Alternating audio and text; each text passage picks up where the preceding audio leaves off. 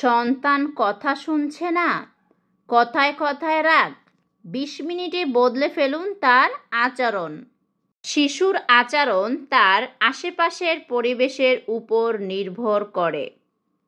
যদি তাকে বেশি বকা দেওয়া হয় বা শাসন করা হয়, তাহলে সে ধীরে ধীরে জেদি হয়ে ওঠে এবং তার মধ্যে নেতিবাচকতা তৈরি হয়। কিন্তু অভিভাবকের সামান্য পরিবর্তনই সন্তানের আচরণের বড় পরিবর্তন আনতে পারে। কিভাবে শুধুমাত্র 20 মিনিটই সন্তানের আচরণের পরিবর্তন আনবেন? প্রতিদিন 20 মিনিট সময় দিন। ইউনিসেফের গবেষণায় বলা হয়েছে, প্রতিদিন মাত্র 20 মিনিট সন্তানের সঙ্গে গভীরভাবে কথা বললে তার আচরণে ইতিবাচক পরিবর্তন আসে। এই সময় ফোন, টিভি বন্ধ রাখুন এবং মনোযোগ দিন শুধু তার কথায়। ভালো কাজের প্রশংসা করুন।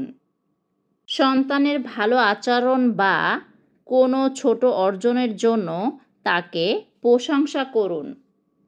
মাঝে মাঝে ছোট উপহার দিন বা স্নেহপূর্ণ কথা বলুন। এতে সে বুঝবে যে অভিভাবকরা শুধু ভুল নয়, তার ভালো দিকও দেখেন। এতে সে আরও শান্ত ও খুশি থাকবে। বকাঝকা নয়, বোঝান। যদি আপনার সন্তান কোনো কারণে রেগে যায় বা বিরক্ত হয়, তাহলে বকাবকি না করে তাকে বোঝানোর চেষ্টা করুন।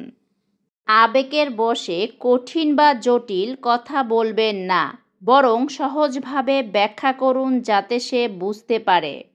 সৃজনশীল কাজে ব্যস্ত রাখুন। যদি সন্তান রাগী বা বিরক্ত থাকে, তাহলে তার মন ভালো করার জন্য সৃজনশীল কিছু করুন। যেমন একসঙ্গে ছবি আঁকা, বই পড়া, হাঁটতে যাওয়া বা গল্প করা। এতে তার মনোযোগ অন্যদিকে যাবে এবং ধীরে ধীরে তার রাগ কমে যাবে।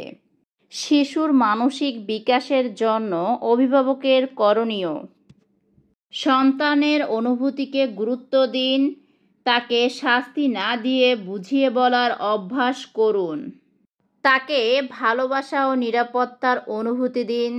তার রাগের কারণ জানার চেষ্টা করুন এবং সমাধান করুন। সন্তানকে বোঝার জন্য সময় দিন, তার আবেগের প্রতি সংবেদনশীল হন। দেখবেন ধীরে ধীরে সে আরও শান্ত, হাসিখুশি ও আত্মবিশ্বাসী হয়ে উঠবে। ধন্যবাদ সবাইকে।